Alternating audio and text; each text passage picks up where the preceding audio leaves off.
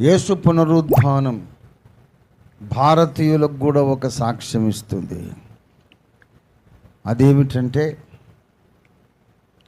మీరు గౌరవించే మహోన్నతమైనటువంటి విలువైనటువంటి వేదములలో తొలి వేదములోనే రాయబడింది, ఇంద్రుడు అనే దేవుడు అంటే రాజు. ఇంద్రుడు అంటే రాజు సాంస్క్రిట్లో, the king of all God's.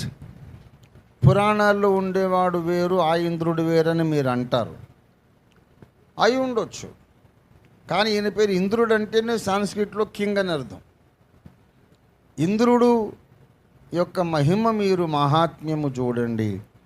అతడు నిన్న చనిపోయాడు, ఇవాళ మళ్ళీ లేచాడు, ఈ మహిమను చూడమని మహర్షి చెప్పాడు.